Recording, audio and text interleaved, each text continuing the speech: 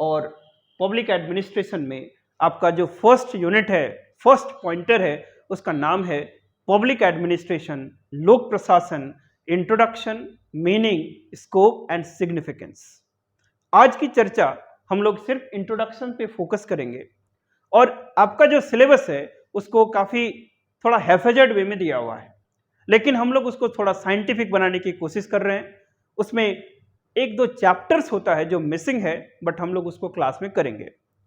तो public administration से यदि पूछें कि what is the introduction of public administration, public administration जो परिचय है, जो लोक प्रशासन है, उसके मीनिंग की चर्चा हम लोग नेक्स्ट क्लास में करेंगे। एक एक टर्म्स, एक एक क्लासेस है, एक एक टर्म आपका 3 to 4 आवर्स के क्लासेस होंगी, इसीलिए हर एक टर्म्स में पोटेंशियल है कि आपको 40 मार्कर क्वेश्चन बना के पूछा जा सकता है। पिछले जेपीएससी में जो आपका इस टॉपिक से क्वेश्चन है कि लोक प्रशासन में मीनिंग और स्कोप का क्या मतलब होता है, सिंपल 40 मार्कर का क्वेश्चन है। तो इसलिए इसके एक एक टर्म्स को अच्छे से तैयार करना है। हमारे लिए जो यहाँ पर स्पेशल कोर्स है उसमें हम लोग देखते हैं कि आखिर ये कितना डेप्थ तक जाना है, कैसे तैयार करना है। इस पूरे सीरीज के बाद आप एक अलग स्टेटस में होंगे, कहीं और किसी सोर्स में पढ़ने का जरूरत नहीं है। इसलिए हमारे साथ जुड़ें, चैनल को प्रोमोट करें। आने वाले समय में हम लोग आपके लिए सबसे बड़ी शक्ति होंगे। इसके लिए आप हमारे साथ जुड़े और हम लोग कोशिश कर रहे हैं कि जो भी डिमांड है उसको, सिलेबस को जितना जल्दी हो सके आपके सामने प्रेजेंट किया जाएगा। तो परिचय से हमारा मतलब है कि आज इससे फैमिलियरिटी बिल्डअप करते हैं। फैमिलियरिटी का मतलब कि पब्लिक एडमिनिस्ट्रेशन क्या होता है वो सबसे दूर है ना, मीनिंग अलग ही टाइप का टॉपिक है। एंटायर वीडियो अगले क्लास में आएगा, उसमें डिफरेंट स्कूल ऑफ थॉट्स हैं, स्कॉलर्स हैं, अलग अलग फिलोसोफर्स के पॉइंट हैं, वो हम लोग देखेंगे। लेकिन परिचय प्राप्त करते हैं कि ये डिसिप्लिन है क्या। ये पब्लिक एडमिनिस्ट्रेशन बहुत ही ओल्ड डिसिप्लिन नहीं है। इसको शुरुआत हम लोग ऐसे करते हैं कि who is known as the father of public administration. किसको बोला जाता है पब्लिक एडमिनिस्ट्रेशन का जनक? एक क्वेश्चन से ही शुरू करेंगे कि who is known as the father of public administration.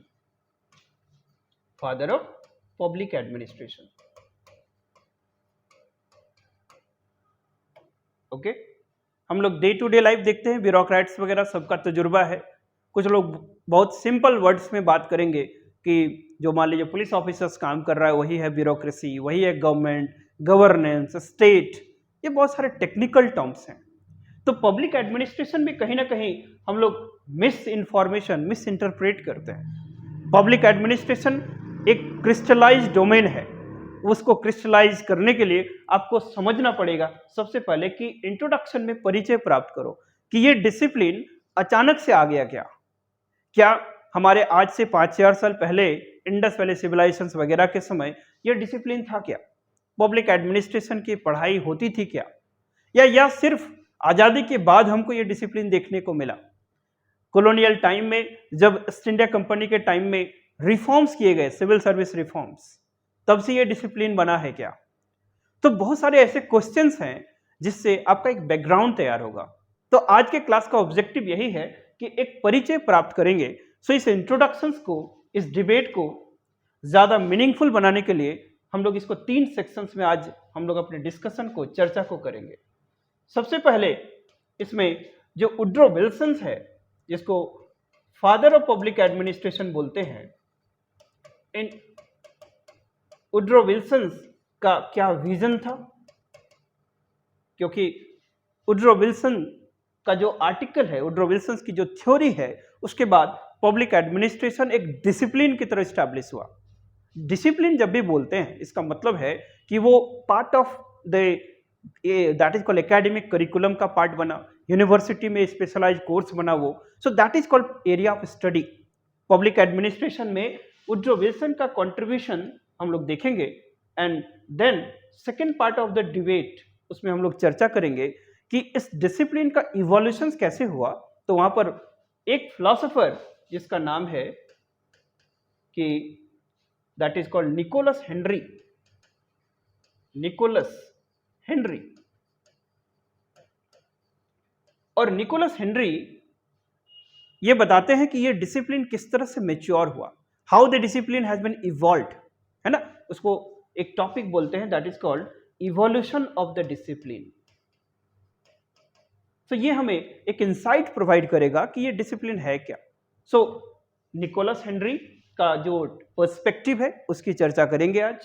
And then आपके सिलेबस में एक हिडन टॉपिक है जिसमें हम लोग आज एक एडमिनिस्ट्रेटिव थॉट्स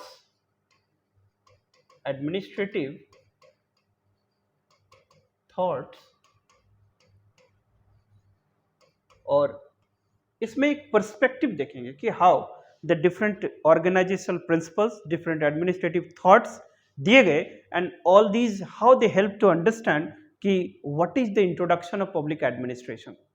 तो लेट अस स्टार्ट कि वुड्रो विल्सन का क्या विजन था और वुड्रो विल्सन के पहले ये डिसिप्लिन किस तरह से देखा जाता था, ये डिसिप्लिन का क्या एग्जिस्टेंस था ना। वुड्रो विल्सन का एक आर्टिकल्स आया था। Woodrow Wilson he was called the father of public administration. Woodrow Wilson was called the father of public administration.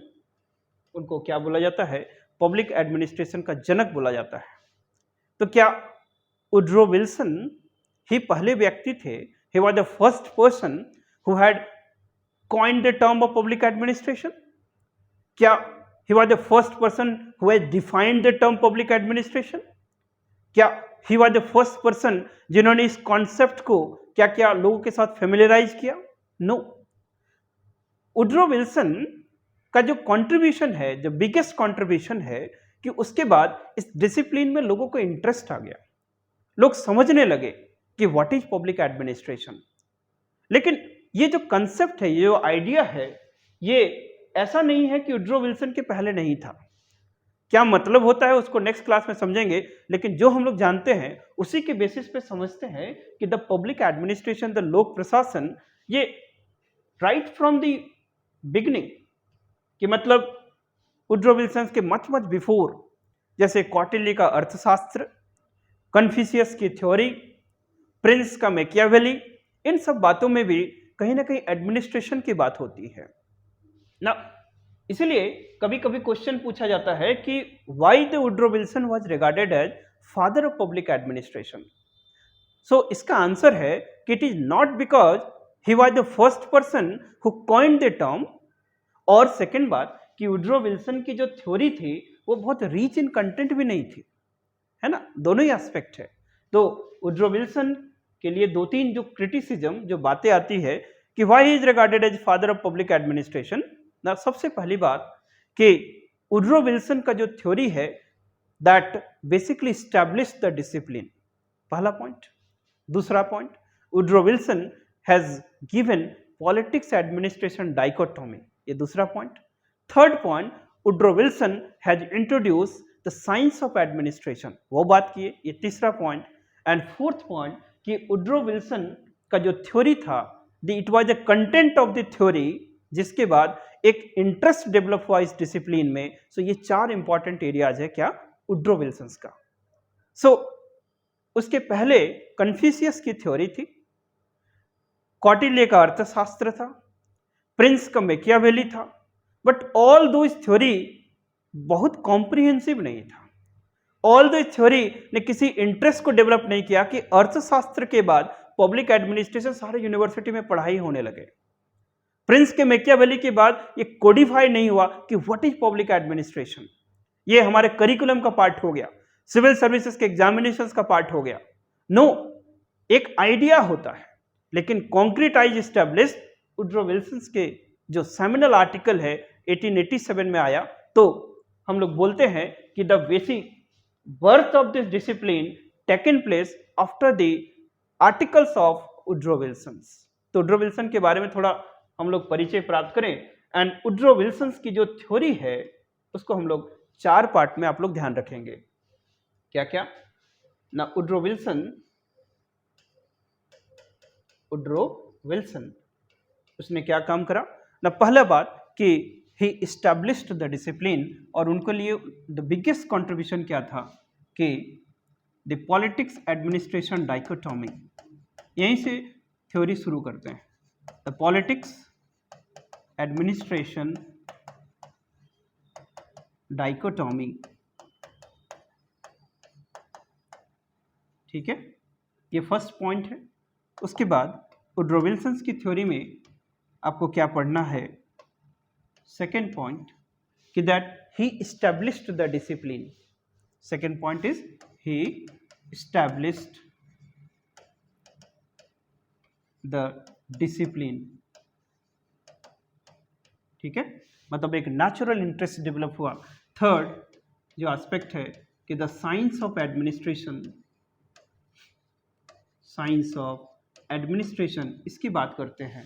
And fourth aspect है वुड्रो विल्सन का कि सिर्फ पॉलिटिक्स और एडमिनिस्ट्रेशन कि मतलब पॉलिटिक्स एक अलग एरिया है, एडमिनिस्ट्रेशन एक अलग एरिया है, इसके साथ साथ उन्होंने पॉलिटिशियंस और एडमिनिस्ट्रेटर के बीच में डिफरेंस है इसकी भी चर्चा करी। उसके पहले पॉलिटिक्स एडमिनिस्ट्रेशन में डिफरेंस नहीं होता था, अभी समझेंगे। तो फोर्थ पॉइंट जो है विल्सन का, दैट पॉलिटिक्स मतलब पॉलिटिशियंस और एडमिनिस्ट्रेटर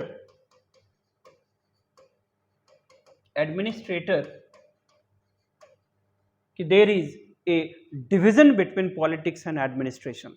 तो उनका थ्योरी को, द वुड्रो विल्सन के आर्टिकल्स को कैसे समझ सकते हैं, contributions को। In order to understand the contributions of the Woodrow Wilson, you have to keep these four ideas and four directions. First of all, the politics administration dichotomy.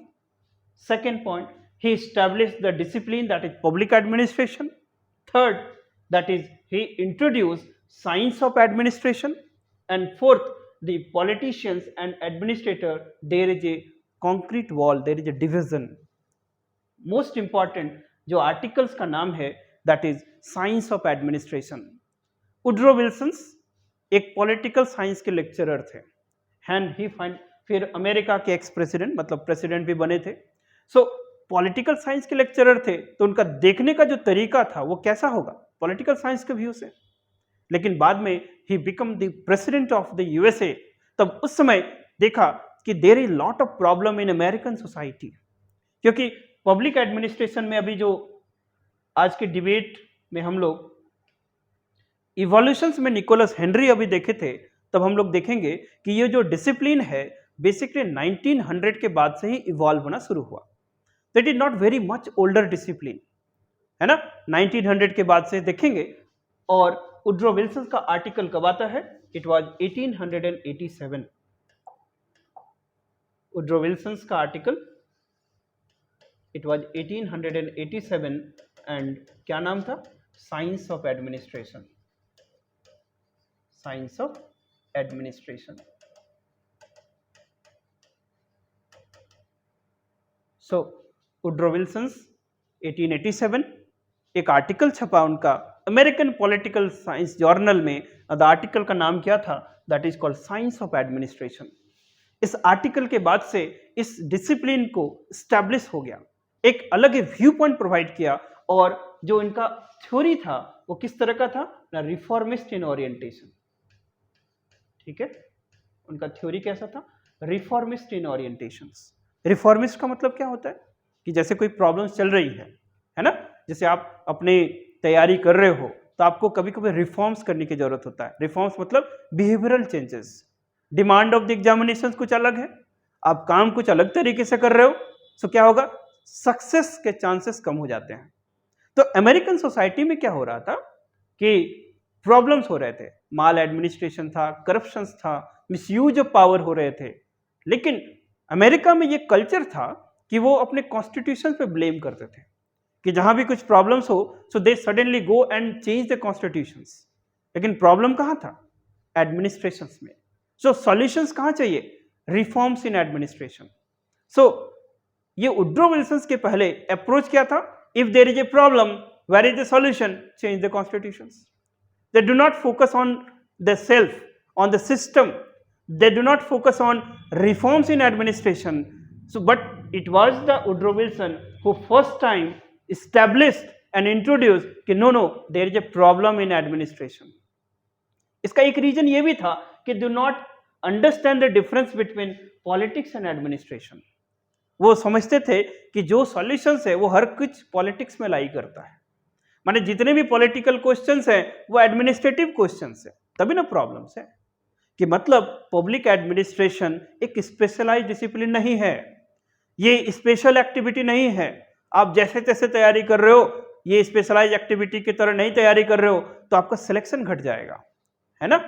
तो अभी देखेंगे हम लोग कि विल्सन कैसा था, रिफॉर्मिस्ट था, उनका रीच इन कंटेंट था। तो पब्लिक एडमिनिस्ट्रेशन 1980s तक अमेरिका के कॉन्टेक्स्ट में ही डेवलप होता है। एक एक स्टेटमेंट यहां से शुरू करेंगे कि the discipline of public administration taken birth and nurtured till 1980s in America, है ना। ये डिसिप्लिन बेसिकली बर्थ और उसका नर्चरिंग कब होता है ना, 1980s तक ऑलमोस्ट अमेरिका तक ही इसका कन्फाइनमेंट रहता है ना। यूएस के बाहर ये डिसिप्लिन नहीं जाता है। लेकिन 1970s के ऑनवर्ड ये डिसिप्लिन कहीं ना कहीं कंपैरेटिव स्टडी की शुरुआत होती है। कंपैरेटिव स्टडी मतलब कि जब अपने सिस्टम को दूसरे के सिस्टम से कंपेयर करते हैं, है ना। वुड्रो विल्सन कंपैरेटिविस्ट भी थे। तो वुड्रो विल्सन रिफॉर्म्स की बात की है फर्स्ट टाइम। क्या रिफॉर्म्स करना है, सिस्टम में रिफॉर्म्स करना है, अमेरिकन एडमिनिस्ट्रेटिव सिस्टम में रिफॉर्म्स करना है। और उन्होंने पहले किस चीज को हाईलाइट किया कि first of all he introduce the concept of politics administration dichotomy. ये थोड़ा समझते हैं कि पॉलिटिक्स एडमिनिस्ट्रेशन डाइकोटॉमी क्या है, कि मतलब पॉलिटिक्स और एडमिनिस्ट्रेशन तो अलग अलग चीज है ना। पॉलिटिक्स एडमिनिस्ट्रेशन डाइकोटॉमी, तो ये पहला पॉइंट था इनका कि आखिर हमें समझ में तो आया कि रिफॉर्म्स की जरूरत है, बट किस तरह से करेंगे, है ना। पब्लिक एडमिनिस्ट्रेशन को थोड़ा क्रिस्टलाइज कराने की कोशिश कर रहे हैं। तो यहां पर अच्छे से समझना है कि वुड्रो विल्सन से कि जो पॉलिटिक्स और एडमिनिस्ट्रेशन है, these are the two different area, these are the two different arena. तो there is called politics and there is something called administration, ठीक है। कि that he separated the distinction between politics and administration. ये politics और administration क्या है ना, इसको समझने का जरूरत है। और ये सारे मिथ्स हमको कब सुनने को मिला and through our the resource sources कि लोग यहाँ पर एडमिनिस्ट्रेशन जानते ही नहीं है। That is called laymen's are taking the public classes, right. So public administration में अभी हम लोग देखेंगे कि what is the depth. Woodrow Wilson भी यही बताने की कोशिश कर रहा है कि you can not take one size fits all approach, right. क्योंकि यहां पर अभी एडमिनिस्ट्रेशन को डिफाइन करना इटसेल्फ ए डिफरेंट टास्क। तो इस गलत फहमी में नहीं रहना है कि हम पॉलिटी तैयार कर रही है आपके आंसर्स आ जाएंगे। No, let us try to understand. इसको अच्छे करना है, रैशनलाइज करना है। यहाँ मकसद ये नहीं है कि हम कितना जानते हैं या फिर कोई कितना जानता है, उसको दिखाना मकसद नहीं है। What is the objective? It is a civil service examination और हम सब का एफर्ट है कि आप उस पर क्वालिफाई करेंगे। क्वालिफाई करना है। मैं क्या जानता हूं उसका रेलेवेंस तभी तक है जब आपको हम एम्पावर कर सकें, आपके लिए हम कुछ काम कर सकें, हमारा ट्रस्ट, हमारी शक्ति हो। और हमारा यही सहयोग है कि तुम सब पढ़ो और पढ़ने के साथ साथ समझिए कि आखिर इसका डिमांड क्या है, राइट। तो पॉलिटिक्स एडमिनिस्ट्रेशन डाइकोटॉमी इसी तरह से द वुड्रो विल्सन शुरू करते हैं एंड ही से कि that politics and administration are the two different area. कि politics it is the area which belongs to theoretical part of the state, theoretical part of the state। और administration क्या है ना, it belongs to the area of practice part of the state, ठीक है, practice part of the state. दोनों में ये difference है, पहला कि एक theoretical part of the state है, दूसरा the external part of the state है, practice part of the state है। थ्योरी जब बात करते हैं तो पॉलिटिक्स जो है it is less precise, the politics this area is less precise, but administration की बात करते हैं then we talk about it is more precise, more precise. If we talk about politics, so ये tangible होता है कि intangible होता है, कि पॉलिटिक्स हमें दिखता है, फील होता है, हमको क्या तुरंत दिख जाएगा कि उज्ज्वला स्कीम सक्सेसफुल हुआ कि नहीं हुआ, एलपीजी सिलेंडर पहुंच रहा है कि नहीं पहुंच रहा है, तुरंत वायलेंस हो रहा है, उसको एडमिनिस्ट्रेशन कंट्रोल कर पा रहा है कि नहीं कर पा रहा है, जो तुरंत इमीडिएट हमको दिखता है उसको टैंजिबल बोलते हैं, right? So the administration is much much visible, it is much vibrant part of the state, so the administration is called tangible. Administration is the area of tangible and ये जो politics है ये कैसा है, intangible है, intangible है, ठीक है? पॉलिटिक्स और एडमिनिस्ट्रेशन में और क्या बेसिक डिफरेंस होता है, that is called it is A theoretical part of the state, this is external part of the state, practice part of the state, it is less precise, it is more precise, it is intangible, it is that is called tangible part. एक और difference क्या है कि this is basically the domain of what theoretical part, that is law making, law and policy making, but ये किस पे बात करेगा, this is law implementation की बात करेगा, law implementations की बात करेगा. तो ये दोनों में difference, थ्योरी एंड प्रैक्टिस की बात, okay?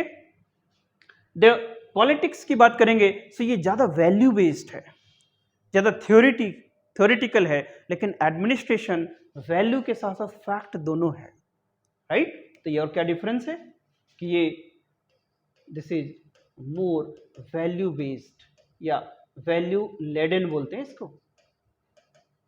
Administration both value as well as fact है, administration both value plus fact है, ओके? तो ये कुछ उन्होंने डिफरेंस बताया कि पॉलिटिक्स एडमिनिस्ट्रेशन डिफरेंस चीज है. पॉलिटिक्स एडमिनिस्ट्रेशन हमको समझ में नहीं आता है, तभी हम लोग बात करते हैं कि that all the solutions lie in the political questions. तो वुड्रो विल्सन एक स्टेटमेंट यूज करते थे कि दैट ब्यूरोक्रेसी तब एग्जिस्ट करेगा जब ब्यूरोक्रेसी को पॉलिटिकल क्वेश्चंस के बाहर लेके आप डिस्कस करोगे. तो वो बात करते हैं कि ब्यूरोक्रेसी कैसा है, सिविल सर्विसेज कैसा है, एडमिनिस्ट्रेशन कैसा है, इट इज मोर प्रिसाइज, मतलब politics is less business like. Politics कैसा है, it is less business like, but administration कैसा है, it is more business like, it is more business like. तो ये सारे कुछ पॉइंट्स हैं, ये सारे पॉइंट्स हाईलाइट करता है कि दैट कि वुड्रो विल्सन ने ये डिस्टिंक्शन क्रिएट किया, उन्होंने इस डिवीजन लाइन को कॉन्क्रीटाइज किया कि dear look there is a difference है पॉलिटिक्स और एडमिनिस्ट्रेशन के बीच में. सिविल सर्विसेज और ब्यूरोक्रेसी एंड पॉलिटिशियंस में डिफरेंस है, तो सिर्फ पॉलिटिक्स एडमिनिस्ट्रेशन में उन्होंने डिफरेंस नहीं बताया, ही ऑल्सो से कि there is also difference lie in politicians as well as administrators, politicians as well as administrators, okay? तो ये वुड्रो विल्सन का कॉन्ट्रीब्यूशन है, ये उनका थ्योरी है. आगे बात करते हैं कि आखिर ये डिस्टिंक्शन से बात उनके बाद क्या करेंगे, that what is the relevance of this politics administration dichotomy. So politics administration dichotomy के बाद he discussed कि आखिर ऐसा क्यों है, क्यों डिफरेंस नहीं था अभी तक, है ना? उनका आर्टिकल कब पब्लिश होता है बताओ, 1887 में. उनको फादर ऑफ पब्लिक एडमिनिस्ट्रेशन बोला जाता है. व्हाई?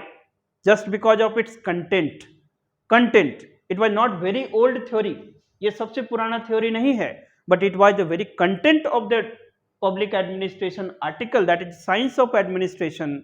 उसके बाद the interest of the discipline has been germinated, establishment of the discipline taken place, scientific approach of administration has introduced, और he made a distinction between the politicians and administrators. Politics administration dichotomy, इस theory को बोलते हैं। समझ में आ गया?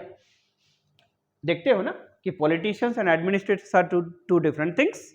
आप जब पढ़ के पास करेंगे what you will have, politicians बनेंगे कि एडमिनिस्ट्रेटर? एडमिनिस्ट्रेटर।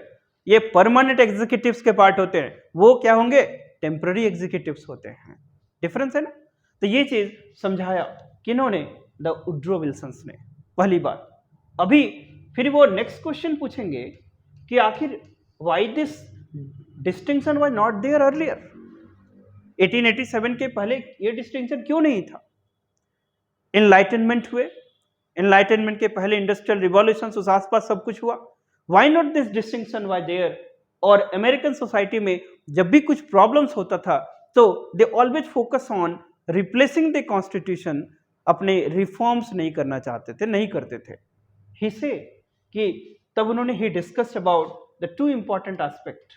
एक उन्होंने बोला इवोल्यूशन ऑफ द स्टेट, ठीक है। उनका जो नेक्स्ट क्वेश्चन था, व्हाट वाज द क्वेश्चन कि why this distinction was not there, अभी तक क्यों हम लोग इस प्रॉब्लम में झेल रहे थे? सो ही से कि जो आंसर है वो कहां लाई करेगा? इवोल्यूशन ऑफ द स्टेट में। तो आपको समझना पड़ेगा कि what is state and state का इवोल्यूशन कैसे हुआ। तो उन्होंने इवोल्यूशन ऑफ स्टेट को डिस्कस किया कि there is a 3 phases in which the evolution has taken place. ये स्टेट का इवोल्यूशन कितने फेज में हुआ है? 3 फेज में। और ये स्टेट क्या होता है ना? स्टेट मतलब आज इसको डिफाइन करने के लिए स्टेट के 5 कंपोनेंट्स होने चाहिए। स्टेट अभी के टाइम में हाउ यू विल डिफाइन कि क्या हम लोग का भारत एक स्टेट है। कैपिटल एस का मतलब होता है राष्ट्र, स्मॉल एस का मतलब होगा राज्य, है ना? ये डिफरेंस है। यदि स्मॉल एस से लिखा हुआ है सो वो क्या है? प्रोविंस है।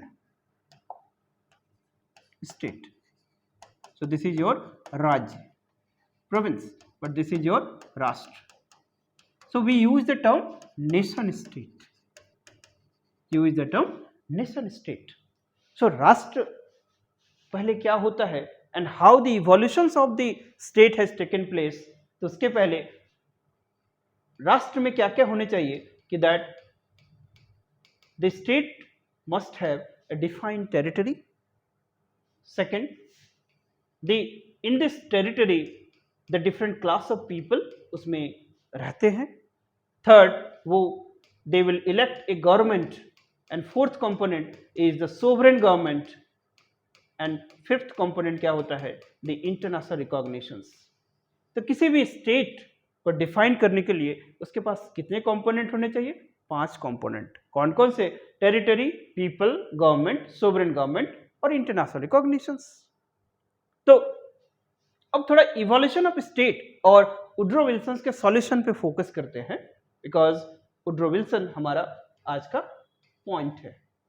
सो वुड्रो विल्सन क्या बात करते हैं कि दैट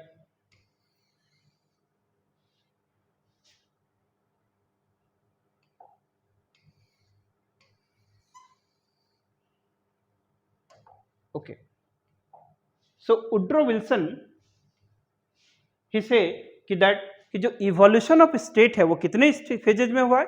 3 फेजेज में हुआ है। 3 फेजेज का क्या क्या नाम उन्होंने बताया कि फर्स्ट फेज को बोला उन्होंने the phase of absolute rule. पहला फेज क्या है? The phase of absolute rule. दूसरा फेज, उस एब्सोल्यूट रूल के बाद ना लिमिटेड गवर्नमेंट के लिए लड़ाई चला, that is called struggle for constitutionalism, struggle for constitutionalism, struggle for the constitutionalism and limited government, limited government, constitutionalism के ब्रैकेट में लिख लीजिए limited government and popular control, ठीक है, and the popular control। And जो थर्ड फेज है that was the period of limited government. Third phase, the period of limited government and popular control. Okay, so एकदम आराम से समझना है, आज परिचय है, बट थोड़ा सा डेप्थ में तो जाना होगा। ये सबके लिए एक नया डिसिप्लिन है, और नया डिसिप्लिन है तो थोड़ा सा समय लगेगा, बट कुछ क्लासेस के बाद आप एक अच्छे पोजीशंस में होंगे। एंड हमारा पर्पस ही वही है कि क्वालिटी चीज़ें आप डेवलप करें, और इसके लिए इन सारे फैक्ट्स को, इन सारे फंडामेंटल्स को आपको समझना है। हमारा जो लेक्चर सीरीज है ये पूरा एक साइंटिफिक वे में ऑर्गेनाइज्ड है, सो इसलिए उसको सिलेबस के अकॉर्डिंग नहीं, जो कंसेप्ट के अकॉर्डिंग है उसको ऑर्गेनाइज किया गया है। एक एक बुलेट्स पे चर्चा होगी। तो यहाँ पर देखते हैं कि अभी what was the question. Question था कि दैट वुड्रो विल्सन ने इस्टेब्लिश तो किया कि पॉलिटिक्स एडमिनिस्ट्रेशन क्या है, डाइकोटॉमी है, दो अलग अलग एरेना है, दोनों में डिफरेंस है। अब बोला कि पहले ये क्यों नहीं था, तो फिर उन्होंने बताया कि इसको समझने के लिए आपको स्टेट समझना पड़ेगा और स्टेट का इवोल्यूशन समझना पड़ेगा। क्योंकि आज हम लोग जैसे बोलते हैं India is a democratic state, हमारा झारखंड या डेमोक्रेटिक सरकार है, तो क्या डेमोक्रेटिक गवर्नमेंट एक ही दिन में स्टैब्लिश हो गया है क्या? सो वुड्रो विल्सन हमारा सॉल्यूशन प्रोवाइड करता है। ये बोलते हैं कि दैट जो first phase of the state का इवोल्यूशन है that is the phase of absolute rule. Absolute rule का मतलब मोनार्की, एब्सोल्यूट रूल का मतलब मोनार्की, मोनार्की का मतलब राजतंत्र या राजशाही। तो मोनार्की, राजतंत्र, राजशाही, इसमें क्या होगा? Dictatorial government. इसमें क्या होगा? Unlimited government, totalitarian government, autocratic government. क्या गवर्नमेंट को कोई रेगुलेट कर सकता है? और गवर्नमेंट का मतलब क्या होगा? सिर्फ राजा, राजा के विशेष से सब कुछ होंगे। तो ये एब्सोल्यूट रूल का मतलब क्या है ना? Unlimited government. एब्सोल्यूट रूल का मतलब अनलिमिटेड गवर्नमेंट। गवर्नमेंट के ऊपर में कोई चेक्स बैलेंस हो सकेगा क्या? बताओ। जैसे आज से हम लोग पहले चले जाएं तो किंग, मोनार्की की बात करते हैं, तो क्या उस समय क्या मोनार्क, किंग के ऊपर में कोई रेगुलेटेड कोई लिमिटेशंस होता था? नो। तो बड़ी सिंपल बात करते हैं, वो बोलते हैं कि राजतंत्र था, राजतंत्र में राजा कैसे होते थे? अनलिमिटेड होते थे। राजा का मतलब होता था सरकार से, माने गवर्नमेंट अनलिमिटेड हुए, और गवर्नमेंट अनलिमिटेड हुए तो क्या उस गवर्नमेंट का फोकस जो है वो जनता पे है, मतलब इंडिविजुअल पे है कि किंग पे है? सो जो फोकस है उस समय के गवर्नमेंट का वो सिर्फ किस पे होगा? किंग पे होगा। क्या इंडिविजुअल के पास राइट, लिबर्टी, इतने पावर्स, इतने डिमांड, इतने सारे अपॉर्चुनिटीज होते थे क्या? नहीं होते थे। तो ये बोला कि this is the first phase of the state development. इसको क्या बोला गया? Phase of absolute rule. इस एब्सोल्यूट रूल में गवर्नमेंट कैसा होगा? अनलिमिटेड। गवर्नमेंट कैसा होगा? That is called totalitarian. Government कैसा होगा? टोटलिटारियन। गवर्नमेंट कैसा होगा? Authoritative, authoritative. और गवर्नमेंट का फोकस किंग है, मोनार्क है, इंडिविजुअल नहीं है। तो गवर्नमेंट के जो फंक्शंस होंगे वो ज्यादा डाइवर्स होंगे कि लिमिटेड होंगे? बहुत लिमिटेड फंक्शंस होगा, राइट? सो गवर्नमेंट का फंक्शन कैसा होगा? यहां पर functions of the government, functions of government, it was very limited. कुछ ही फंक्शंस होंगे गवर्नमेंट के, जैसे protection defence of the country, जैसे टैक्स कलेक्ट करना, जैसे एडमिनिस्ट्रेशन ऑफ जस्टिस, जैसे एक्सटर्नल डिफेंस, इंटरनल सिक्योरिटी, यही सब कुछ काम होंगे। वेलफेयर एक्टिविटीज होगा नहीं। सो इस समय जो डिसिप्लिन ऑफ पॉलिटिकल साइंस है, जो discipline of the political science है, political science it is a very old discipline. Political science आज से नहीं, मोर देन 2000 ईयर्स एगो से है। जैसे 2000 years ago there was also something called state craft. जैसे कौटिल्य का अर्थशास्त्र कब लिखा गया है? When that Kautilya has written his book the Arthashastra. और कौटिल्य का पीरियड क्या है? The Kautilya that is during the time of Chandragupta Maurya मतलब 321 से 298 BC, इस समय बात करते हैं, मतलब during this time the book has been written. So आज से लगभग कितने साल पहले, more than that is called 23 years 24 years ago, मतलब मोर देन 2000 ईयर्स एगो ये बुक लिखा गया है। द कौटिल्यस अर्थशास्त्र, it is a very good book, and इसको क्या बोलते हैं हम लोग, treatise on the Indian administration. Kautilya ने कौन सा बुक लिखा, अर्थशास्त्र, अर्थशास्त्र, and it is A treatise on Indian administration, Indian administration, a very comprehensive book, and it was written at the time 2000 years ago। ये बात हुआ। इवन कॉन्फ्यूशियस की जो थ्योरी है, कॉन्फ्यूशियस की जो थ्योरी है वो analysis of the state, analysis of state and it's evolution, इसकी बात करते हैं।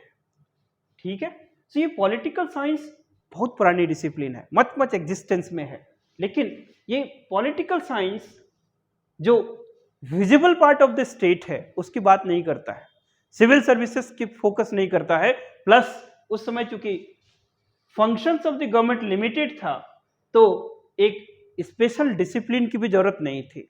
Political questions are also the questions of bureaucratic questions, the bureaucratic the demands are also the political demands, इसलिए कोई डिवीजन की बात नहीं थी।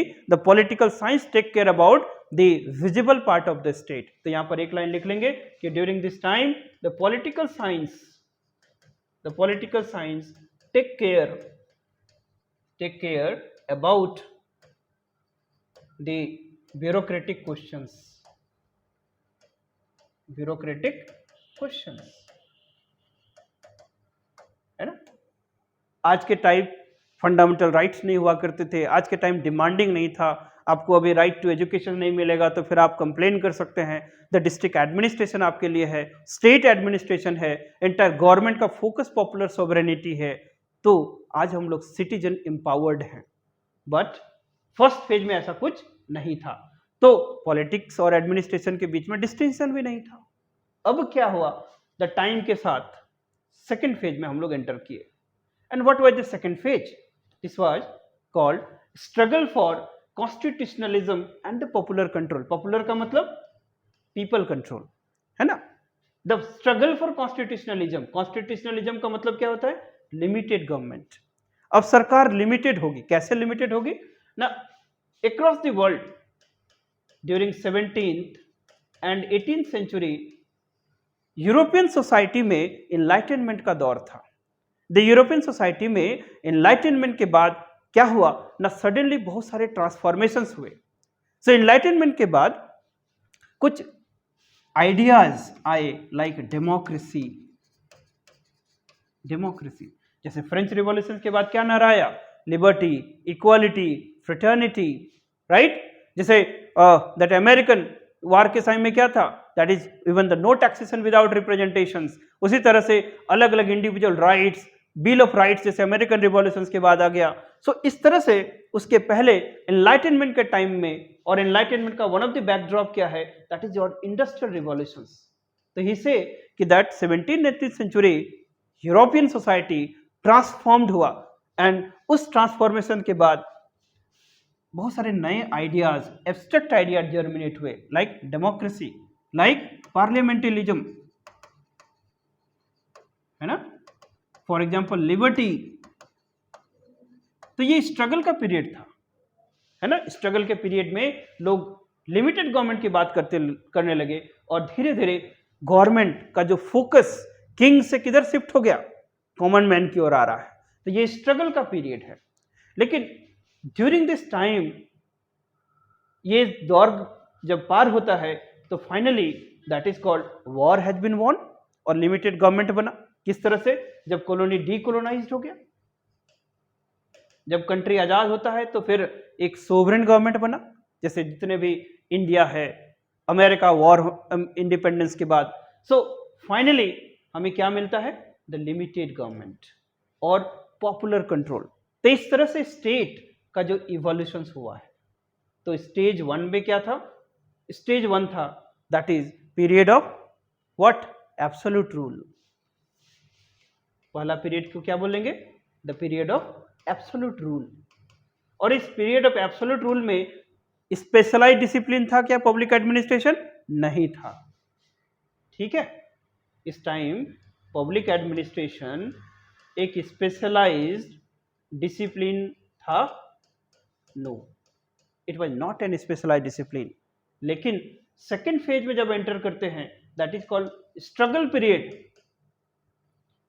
सो स्ट्रगल पीरियड, इस समय struggle for what? Constitutionalism. Struggle for what? Popular control. तो उस समय स्पेशलाइज्ड डिसिप्लिन था क्या? अभी भी नहीं था। लेकिन जब finally constitutionalism and popular control establish हो गया, अब क्या होगा? थर्ड फेज, मतलब the war has been won, तब स्ट्रगल हैज बीन वॉन, तब अब हमको स्पेशलाइज्ड डिसिप्लिन चाहिए, क्योंकि थर्ड फेज के बाद गवर्नमेंट बिकम कॉम्प्लेक्स एक्टिविटी और कोई भी एक्शंस को हम लोग एडहॉक वे में नहीं ले सकते। जैसे कि एग्जांपल देखते हैं, थर्ड फेज का मतलब आज के जितने भी डेमोक्रेटिक गवर्नमेंट है, आज हम लोग इंडिया में बात करते हैं कि we are a democratic country, तो हमारे यहाँ पर इलेक्शंस होगा। तो क्या इलेक्शन सिंपल एक्टिविटी है कि complex activity? It is a very complex activity. और अभी वन नेशन वन इलेक्शंस की बात हो रही है। सो एक ही बार में central government, state government, local government सबका इलेक्शंस होगा, तो उसको कंडक्ट करना, उसको एक टाइम में ऑपरेट करना, ये सिंपल एक्टिविटी है कि कॉम्प्लेक्स एक्टिविटी? एक बूथ रिगिंग हो जाएगा तो एंटायर सिस्टम को उस समय स्टैंड स्टिल करना पड़ेगा, रोकना पड़ेगा। So it is a very difficult task.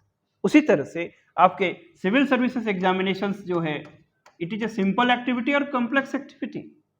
Exam नहीं हो रहा है वो अलग बात है, ओके, लेकिन just to undertake the exam, यहाँ पर अप्रोक्सीमेटली 10 लाख के आसपास आपका फॉर्म भरेगा, सब लोग बैठेंगे, उसका अरेंजमेंट करना, फिर किसी स्कूल से मान लीजिए क्वेश्चन पेपर आउट हो गया, ठीक है, तो एग्जाम को फिर हो सकता है कैंसिल करना पड़ेगा। एक्सपेंडिचर है, एक गलती होगी पूरा सिस्टम, पूरा प्रोसेस को गड़बड़ करना पड़ेगा, रोकना पड़ेगा। So what is the point कि थर्ड फेज के बाद every activity become a specialized activity. तो पहले पॉलिटिकल क्वेश्चंस, पॉलिटिकल मास्टर से सब कुछ कर रहे हैं, अब वो चीज नहीं होगा। कब? After the third phase. तो यहां पर हमको क्या चाहिए? एक स्पेशलाइज्ड डिसिप्लिन चाहिए, एक स्पेशलाइज्ड एक्टिविटी चाहिए। And what is that specialized activity? And वही स्पेशलाइज्ड एक्टिविटी ही है public administration. What is this specialized activity? The specialized activity is the public administration. Public administration.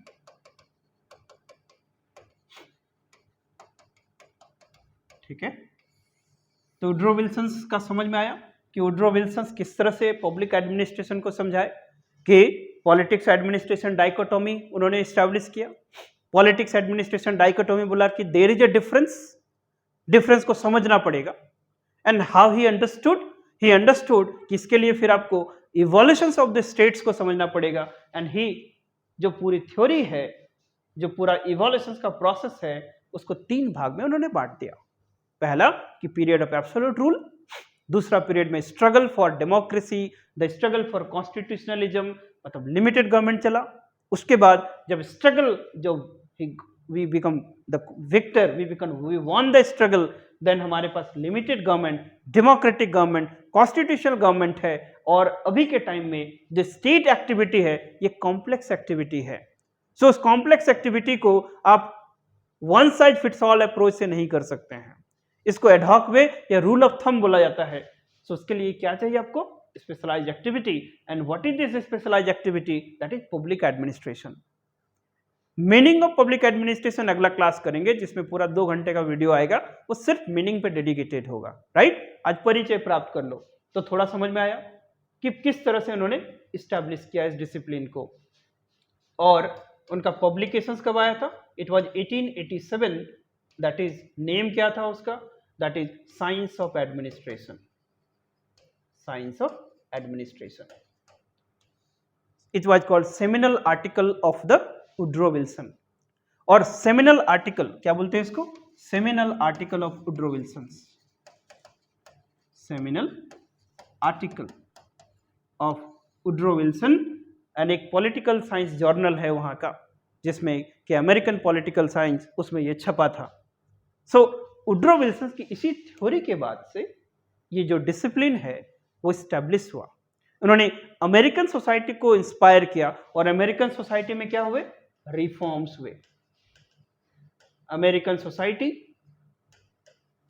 Underwent reforms, और क्या reforms थे ना, सबसे पहले इसको थोड़ा इंटरेस्टिंग बनाते हैं कि जब भी अमेरिकन सोसाइटी में प्रॉब्लम्स होता था तो what they do, they change the constitutions. Constitutions का मतलब कि सब कुछ प्रॉब्लम कहाँ है, पॉलिटिकल क्वेश्चंस। वो एडमिनिस्ट्रेशन पे फोकस करते ही नहीं थे, लेकिन जब वुड्रो विल्सन ने इस डिसिप्लिन को एस्टैब्लिश कर दिया, when he established the discipline, they now understand what is the difference between politics and administration. So we have to bring reforms in administration, not in political questions. तो एक line वो बोलते हैं कि that कि bureaucracy is different from the politics. थोड़ा समझ में आया? तो एक स्पेशलाइज डिसिप्लिन की चर्चा किए। अब आगे इस परिचय में थोड़ा सा और इस डिसिप्लिन से फेमिलियरिटी डेवलप करेंगे एंड इसकी इवोल्यूशंस की बात करते हैं थोड़ा, तो एक बेटर पिक्चर मिलेगा। Evolutions of the public administration. ये डिसिप्लिन 1887 के बाद से तो इस्टेब्लिश होता है, 1887 के बाद से इस्टेब्लिश हुआ, और जब इस्टेब्लिश हो गया तो अब इसके थोड़ा सा जर्नी को देखते हैं। मतलब ये क्लियर हो गया कि ये 19th सेंचुरी में ये डेवलप होता है और ये आगे फिर बढ़ेगा। So in order to understand the evolution of the discipline we will take a thinker name Nicholas Henry, है ना, निकोलस हेनरी। आपका जेपीएससी में एक बार क्वेश्चन पूछा कि concept of locus and focus is taken from which thinker, है ना, यही क्वेश्चन पूछा था कि लोकस एंड फोकस, ये जो दो कॉन्सेप्ट है ये किन से लिया गया था। ठीक है, सर निकोलस हेनरी ने ही ये दोनों कॉन्सेप्ट को यूज करते हुए इस डिसिप्लिन के इवोल्यूशंस को बताया था। बट ये जो कॉन्सेप्ट है लोकस एंड फोकस, वो किन से लिया गया था? There was another thinker called Golembiewski. ठीक है, गोलेम्बर्स्की। सो निकोलस हेनरी किसके लोकस एंड फोकस के कॉन्सेप्ट लिए थे? It was Golembiewski. ओके, और निकोलस हेनरी ने बेसिकली इस डिसिप्लिन को 5 पैराडाइम्स में डिवाइड किया है। तो उनके अकॉर्डिंग 5 पैराडाइम्स, मतलब 5 स्टेजेज में ये डिसिप्लिन डेवलप हुआ है। एंड व्हाट वर दोज कि अकॉर्डिंग टू निकोलस हेनरी इन्होंने 5 पैराडाइम्स में इस डिसिप्लिन के जर्नी को बताया है।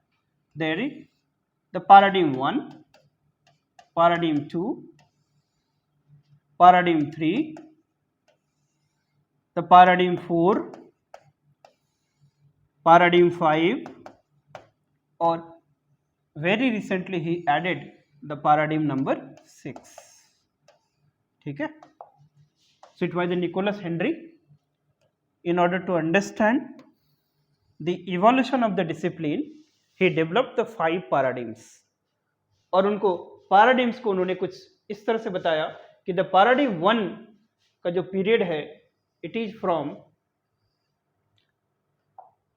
1900 to 1927, paradigm 2 1927 to 1937, then 1937 to 47, then 1947 to 50, इसके 3 सब पैराडाइम्स हैं। then paradigm 3 the 1950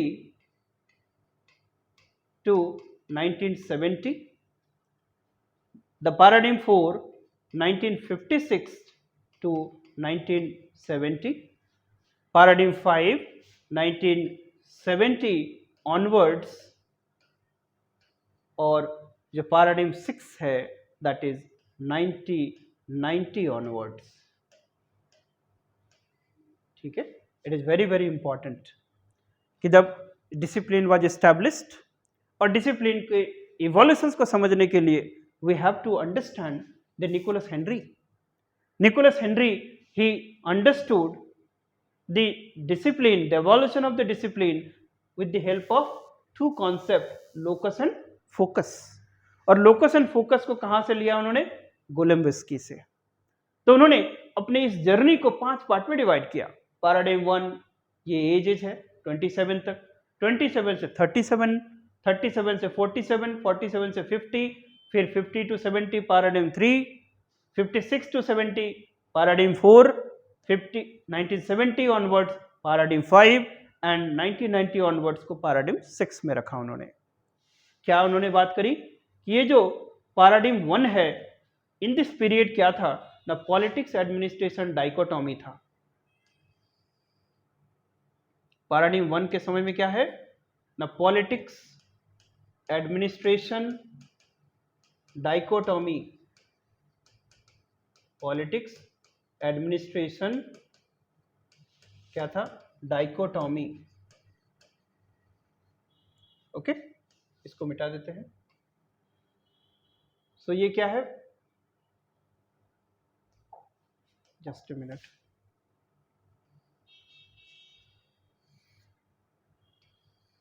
so first phase में क्या है? 1900 to 1927 it was politics administration dichotomy. Second phase की बात करते हैं. इन द सेकेंड फेज 3 सब फेजेस हैं, और 27 to 37 इसमें क्या होगा? द प्रिंसिपल्स डेवलप होंगे कि अब पब्लिक एडमिनिस्ट्रेशन क्या होता है, व्हाट आर द प्रिंसिपल्स. सो 27 तक क्या होगा? The principles developed, principles developed. Public administration में बहुत थिंकर्स हैं, उन्होंने एडमिनिस्ट्रेशन के बारे में बहुत सारे प्रिंसिपल्स की बात करी है. So during this time the principles came 27 से 37 के बीच में. सेकेंड जो 37 to 47 है, उसमें से कुछ प्रिंसिपल्स पे क्रिटिसिज्म हुए. क्लासिकल ह्यूमैनिस्टिक अभी बात करेंगे. सो 37 to 47 जो प्रिंसिपल्स डेवलप्ड हुए, उनमें क्रिटिसिज्म आया, क्रिटिसाइज आया. The criticism to these principles, ठीक है. और 47 से 50 में जो क्रिटिसिज्म आए, उन क्रिटिसिज्म का रिस्पॉन्स दिया गया, मतलब reaction to the criticism, reaction to the criticism. समझ में आया? तो पहले फेज में क्या स्टैब्लिश हुआ? Politics administration dichotomy. उसके बाद फेजेस में प्रिंसिपल्स डेवलप हुए, और उन प्रिंसिपल्स पे क्रिटिसिज्म आया, एंड 47 to 50 में उन क्रिटिसिज्म का रिएक्शंस आया. उसके बाद ये क्वेश्चंस आ गया था. एक देर वजह टाइम जब हम लोग इसको बात करेंगे कि पब्लिक एडमिनिस्ट्रेशन पॉलिटिकल साइंस के अंदर जाए, क्योंकि एक कंसेप्ट है, इसको याद रखिएगा कि दैट जब भी पब्लिक एडमिनिस्ट्रेशन की बात करेंगे, पबैड की बात करेंगे, सो पबैड में पॉलिटिकल साइंस को क्या बोलते हैं? It is called mother discipline, mother discipline of pub ad. And management science इसको बोलते हैं the sister discipline of public administration. Okay, public administration से related 2 discipline, the public administration और पॉल साइंस में कैसा रिलेशन है? Mother child. Pol science is mother discipline, and management science को क्या बोलते हैं? सिस्टर डिसिप्लिन बोलते हैं. तो एक टाइम था पब्लिक एडमिनिस्ट्रेशन का, उसको हम लोग आइडेंटिटी क्राइसिस में पढ़ेंगे कि दैट कि पब्लिक एडमिनिस्ट्रेशन पे क्लेम करने लगे लोग कि पॉलिटिकल साइंस से no, you are not a discipline, but ये मेरा पार्ट हो सिर्फ. उसको हम लोग देखेंगे आइडेंटिटी में, आइडेंटिटी क्राइसिस है ना, स्कोप वाले चैप्टर पे. उसी समय सिस्टर डिसिप्लिन ने भी अटैक किया कि जो वोकैबुलरी यूज कर रहे हो पब्लिक एडमिनिस्ट्रेशन में, ये प्रिंसिपल्स जब डेवलप हो रहे थे, बहुत सारे थ्योरी दिए गए, post Corp theory, structuralist theory, bureaucracy, है ना. तो ये सारे जो टर्म्स यूज कर रहे हैं पब्लिक एडमिनिस्ट्रेशन में, सो द मैनेजमेंट साइंस से कि no, these vocabularies are vocabulary of mind, not yours, how you are claiming this. So ये सारा डिबेट फेज चला, that is called turbulence phase. So 50 to 70 what was the period कि the public administration as political science, मतलब 50 to 70 में ये public administration और pol science के बीच में लड़ाई चला. उसी तरह से जो 56 to 70 है यहां पर public administration as management science, इसके बीच में लड़ाई चला। और जब पब्लिक एडमिनिस्ट्रेशन 70 के बाद जाता है तो फिर public administration as public administration हो गया कि नाउ 70 तक आते आते अब लड़ाई खत्म, पब्लिक एडमिनिस्ट्रेशन एस्टैब्लिश डिसिप्लिन हो गया कि nobody can, so now it becomes a university का करिकुलम, और इस तरह से डिसिप्लिन इवॉल्व हुआ है। अचानक से इसका कॉन्क्रीट डोमेन डिफाइन नहीं हो पाया है, राइट। जो 1990 ऑनवर्ड इसको बाद में जब जोड़ा गया, जब गुड गवर्नेंस के पीरियड में जाते हैं, so that is called era of governance, era of governance. So अभी हम लोग किस पैराडाइम में है? 6th paradigm, that is good governance paradigm में है। सो निकोलस हेनरी हमें ये हेल्प करता है how we understand this introduction of this chapter. परिचय क्या है? तो दिस इज योर द परिचय, दिस इज इंट्रोडक्शन कि एस्टैब्लिश किया किन्होंने? Woodrow Wilson 1887। उसके बाद उन्होंने एक साइंस ऑफ एडमिनिस्ट्रेशन की बात की, पॉलिटिक्स एडमिनिस्ट्रेशन डाइकोटॉमी की बात की, और पॉलिटिक्स एडमिनिस्ट्रेशन डाइकोटॉमी क्यों पहले नहीं था उसके लिए उन्होंने that is called evolution of state में 3 फेजेस बताए। The first phase absolute rule, second phase struggle for the constitutionalism, limited government and popular control. फिर थर्ड फेज में क्या हुआ कि दैट जब हम लोगों ने स्ट्रगल को जीत लिया, then we have now what? Limited government, constitutionalism, constitutional government.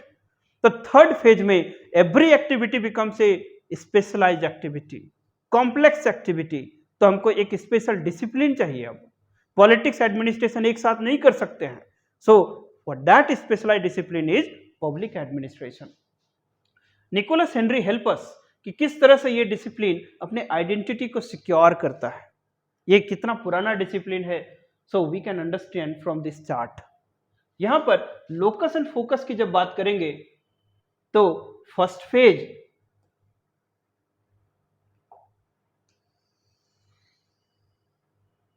ठीक है, जो पहला फेज है, तो यहां पर क्या लोकस और फोकस दोनों डिफाइन था क्या पब्लिक एडमिनिस्ट्रेशन का? लोकस का मतलब होता है कि इंस्टीट्यूशनल वेयर, क्या पढ़ना है पब्लिक एडमिनिस्ट्रेशन को, क्योंकि पॉलिटिकल साइंस तो 2000 साल पुरानी डिसिप्लिन है। पहले के टाइम में जो मान ले कि कोई काम करना है वो कौन कर रहा है? स्टेट कर रहा है। इसके लिए अलग से सिविल सर्विस एग्जामिनेशन ऐसा कुछ तो होता नहीं था, तो पॉलिटिक्स ही एडमिनिस्ट्रेशन का काम कर रहा है। तो पहले क्लियर कट डिफाइन नहीं था ना। तो लोकस का मतलब होता है कि क्या पढ़ना है ना, इंस्टीट्यूशनल वेयर, कहां पढ़ना है।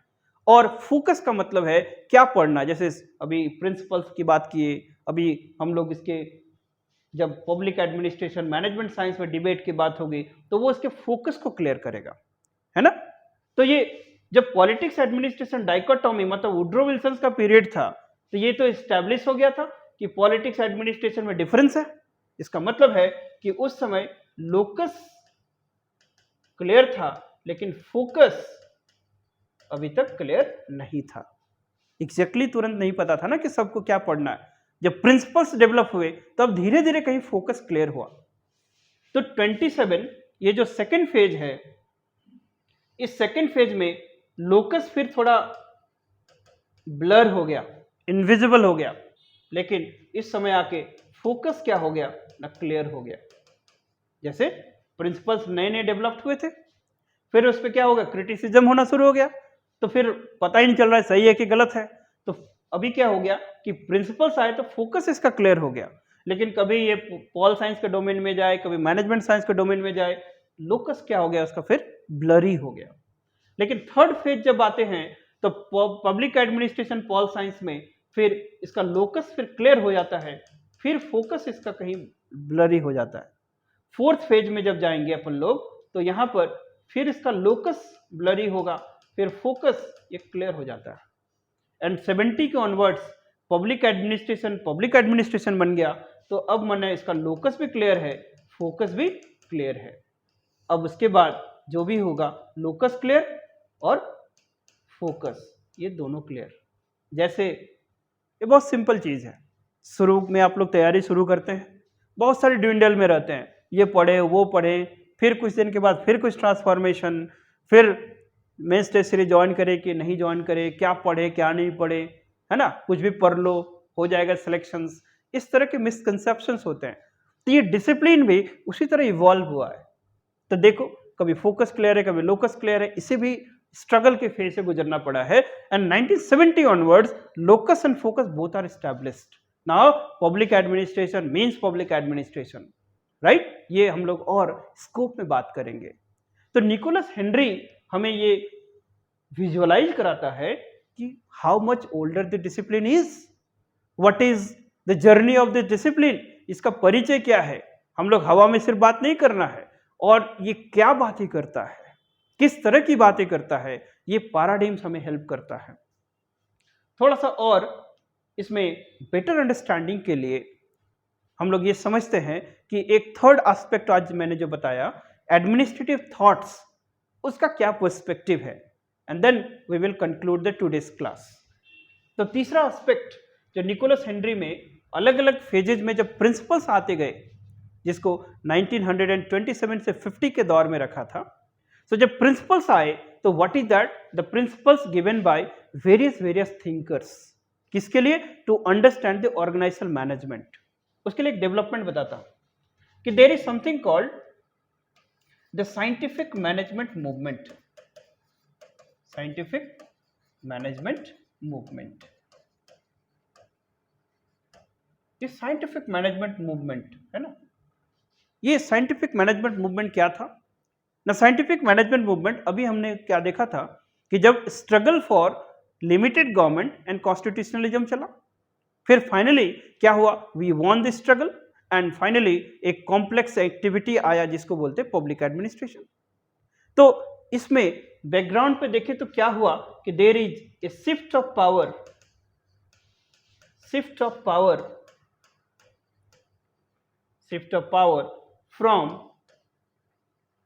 मोनार्क, मोनार्क माने किंग, टू कॉमन मैन। उस तीनों जर्नी का यही कंक्लूजन है कि उस पूरे पीरियड में पहले क्या था, एब्सोल्यूट रूल। एब्सोल्यूट रूल माने king, fountain head of all powers, centre of all powers. And जब डीकोलोनाइजेशन 1940s के बाद जब सारे कंट्री सोवरेन गवर्नमेंट बन गए, तब क्या हुआ, अभी के टाइम में क्या, democracy. What is democracy, the centre of governance is the people, people are the supreme master, इसी को क्या बोलते हैं, पॉपुलर सोवरेनिटी। तो ये जो शिफ्ट है, that is shift of power from the monarch to common man, ये पहला चीज हुआ स्टेट के नेचर में। दूसरा, अभी थोड़ा देर पहले मैंने क्या बोला था कि यूरोपियन सोसाइटी में 17th and 18th सेंचुरी क्या था, पीरियड ऑफ इनलाइटनमेंट, और इनलाइटनमेंट के ही बैकड्रॉप में इंडस्ट्रियल रिवॉल्यूशंस हुआ। तो इंडस्ट्रियल रिवॉल्यूशंस के बाद जो लिमिटेड प्रोडक्शंस होने लगे कि मास प्रोडक्शंस होने लगे, ये फैक्ट्री कल्चर आया, एक्टिविटी बड़े बड़े ऑर्गेनाइजेशंस में कन्वर्ट होते चले गए। सो इसको हम लोग बोल सकते हैं कि that is called the organizational structure,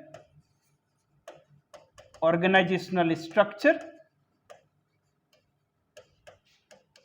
organizational activity got changed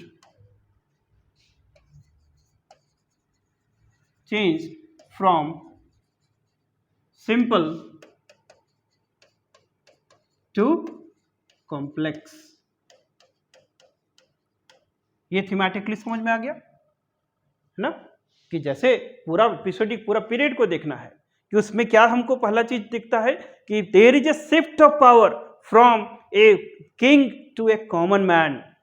दूसरा कि ऑर्गेनाइजेशनल एरिया में बात करें तो ऑर्गेनाइजेशनल स्ट्रक्चर चेंज हो गया, ऑर्गेनाइजेशनल एक्टिविटी चेंज हो गया, एक सिंपल एक्टिविटी से complex activity. And what is organization, जैसे government, it is an organization, Government of India is an organization, district administration is an organization, state government is an organization। What is organizations, ये कल बात करेंगे meaning में। लेकिन हर एक चीज हम लोग बोलते हैं ऑर्गेनाइजेशन, तो ऑर्गेनाइजेशंस को बेसिकली हम लोग एक ट्रायंगुलर शेप में दिखा सकते हैं। और कोई भी ऑर्गेनाइजेशन काम करता है तो इसमें बेसिकली 3M होते हैं, that is called man, methods and machinery. Man, method and machinery. कि मतलब किसी भी ऑर्गेनाइजेशन में एक लिविंग कंपोनेंट होता है, एक नॉन लिविंग कंपोनेंट होगा। तो चूंकि ऑर्गेनाइजेशनल एक्टिविटी चेंज हो गई, simple to complex activity change हो गया, सो दैट इज वाई ये ऑर्गेनाइजेशंस जो पहले लिमिटेड प्रोडक्शंस करते थे, which type of productions, the limited productions, अभी अचानक से क्या हो गया, that is called mass productions. तो जब मास प्रोडक्शंस होने लगे तो पहले क्या होता था कि दैट इज एडहॉक वे में काम किया जाता था, जिसको टेक्निकली क्या बोलते हैं, रूल ऑफ थंब। ठीक है, उसको क्या बोलते हैं, रूल ऑफ थंब। और मास प्रोडक्शंस में यही रूल ऑफ थंब के चलते जो पहले सक्सेसफुल ऑर्गेनाइजेशंस थे वो क्या हो जाएंगे, फेल हो जाएंगे। जैसे छोटा सिलेबस है, वन नाइट स्टडी करके टॉप कर जाओगे, लेकिन अभी जैसे ही पढ़ाई करते हो तो यहाँ पर वन नाइट स्टडी वाला जो फॉर्मूला है वो फेल हो जाएगा। तो सेम ऑर्गेनाइजेशनल मैनेजमेंट में लिमिटेड प्रोडक्शन, डोमेस्टिक प्रोडक्शंस होते थे, 10, 20, 50 हाउस होल्ड प्रोडक्शन होते थे। अभी क्या हो रहे हैं, लाखों में कार मैन्युफैक्चर होगा, है ना, हजारों बाईसाइकिल एक दिन में होगा। तो यदि इसी टाइप का स्ट्रैटेजी लगाएंगे तो यहाँ क्या होगा, it becomes fail. So same चीज हुआ कि ऑर्गेनाइजेशनल फेल्योर शुरू होते चला गया। व्हाट वाज दैट, कि दैट ऑर्गेनाइजेशनल फेल्योर। एंड इसी ऑर्गेनाइजेशनल फेल्योर फिर सॉल्यूशंस की तरह एक मूवमेंट चला, that is called the scientific management movement. और इस साइंटिफिक मैनेजमेंट मूवमेंट में क्या बात हुई कि replace this rule of thumb, replace the rule of thumb with किससे, science of administration. Replace this rule of thumb with science of administration. तो background समझ में आया कि देयर वर चेंजेज, और उस चेंज के बैकड्रॉप में ये चेंज हुआ कि replace this rule of thumb with science of administration. और साइंस ऑफ एडमिनिस्ट्रेशन होता क्या है, इसके लिए number of philosophers, number of thinkers come, and उन्होंने अलग अलग अपनी थ्योरीज दिया। और उस पूरे थ्योरीज को समझने के लिए, जैसे अभी निकोलस हेनरी का पैराडाइम हमने समझा था कि किस तरह से 1927 से 50 तक बहुत सारे थ्योरीज आए, क्रिटिसिज्म आया। तो उन सारे थ्योरीज, क्रिटिसिज्म को हम लोग एक चैप्टर में पढ़ते हैं जिसको बोलते हैं एडमिनिस्ट्रेटिव थॉट्स। तो ये आपको जानना है, ये आपका फिलॉसफी बनाता है, एडमिनिस्ट्रेटिव थॉट्स। सो जो भी थिंकर्स ने थ्योरी दिया उसको अपन लोग पढ़ेंगे एडमिनिस्ट्रेटिव थॉट्स में। और इस एडमिनिस्ट्रेटिव थॉट्स को हम लोग 3 पार्ट में ब्रॉडली डिवाइड करेंगे। So number 1, the classical thinkers, classical thinkers. Number 2, humanistic thinkers, humanistic thinkers. And number 3, the participative thinkers.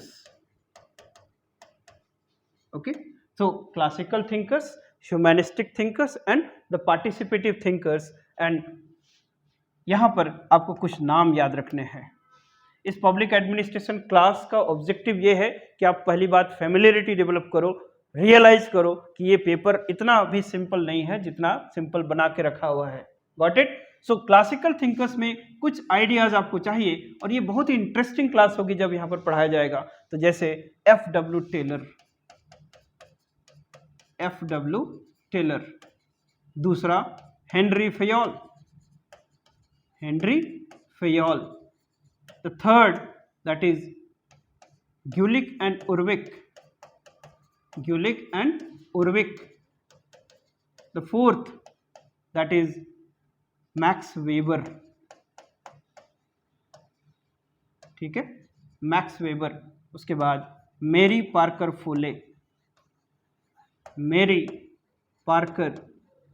फोले, ये सारे थिंकर्स हैं। इनको कहाँ रखते हैं अपन लोग? क्लासिकल्स में। F.W. Taylor, Henri Fayol, Gulick and Urwick, Max Weber, Mary Parker Follett. उसी तरह से ह्यूमैनिस्टिक थिंकर्स कुछ होते हैं, जिसमें कौन कौन आएगा? That is Elton Mayo, second Chester Bernard,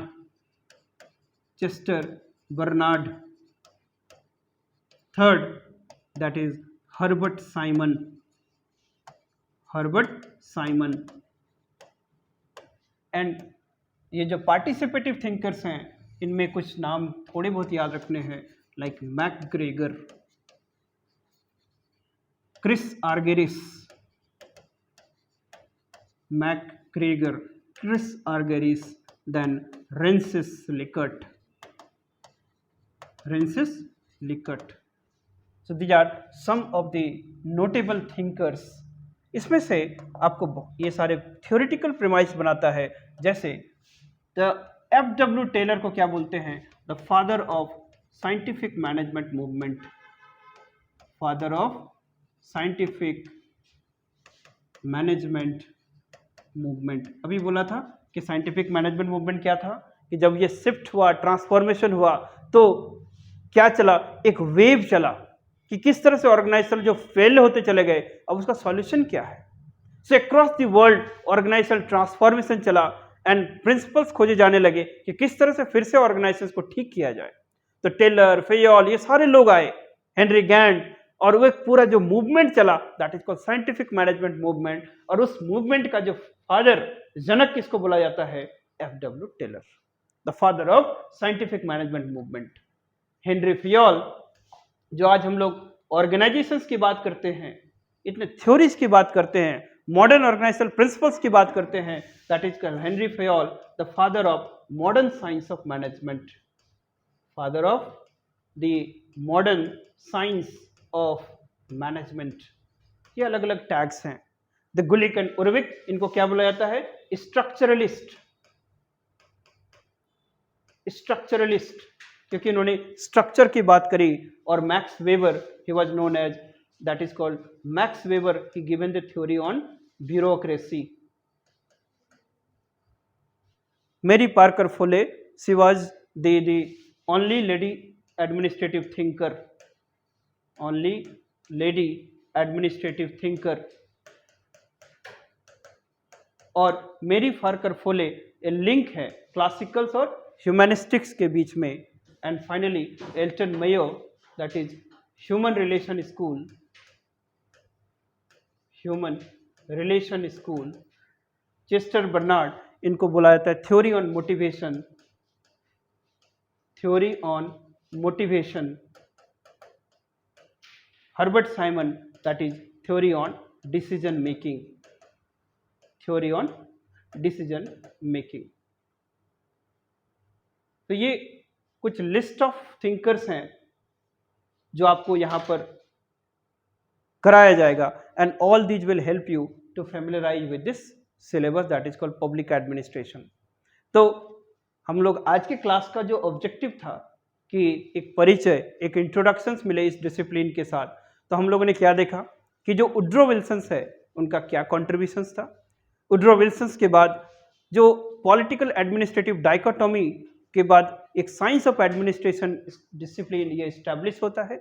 and उसके बाद फिर हम लोगों ने इवोल्यूशंस को देखा, जिसमें निकोलस हेनरी का पैराडाइम देखा, और लोकस एंड फोकस के कॉन्सेप्ट के थ्रू उन्होंने बताया कि किस तरह से ये डिसिप्लिन इवॉल्व हुआ, अलग अलग फेजेस से गुजरा। एंड फाइनली ये जो चर्चा है, that is called administrative thinkers का, इसमें 3 ग्रुप्स हैं, क्लासिकल, ह्यूमैनिस्टिक, पार्टिसिपेटिव। इतना सारा तो नहीं पढ़ना है, थीमेटिकली थोड़ा थोड़ा सबको पढ़ना है। एंड फाइनली इन सब के बाद हम लोग इस पोजीशन में है कि अब हम लोग इसके मीनिंग की चर्चा करेंगे। So in the tomorrow, then the next class, that you would have a lecture, a discussions on the meaning of public administration and उसके अलग अलग perspective, individual, institutional and in general perspective, maybe we will try to define what is public administration, right? So let us conclude the today's class, and I hope that you could understand. This is a specialized discipline, you must read, do not take it as otherwise। हम लोग consistent way में video provide करेंगे, and the next video would be only that is easy, understandable, intelligible to you if you cover and this gone through the past video। So पहले वाले video को जरूर देखें, 2-3 बार revise करें। थोड़ा discipline difficult है, थोड़े कंसेप्ट थोड़े नए हैं, so it requires your more effort. 2 बार पढ़ेंगे एंड 2-3 क्लासेस के बाद ये आपका अपना सब्जेक्ट हो जाएगा, because public administration is the one you live every day, हर एक डे आप इसका पार्ट होते हैं। सो ठीक है।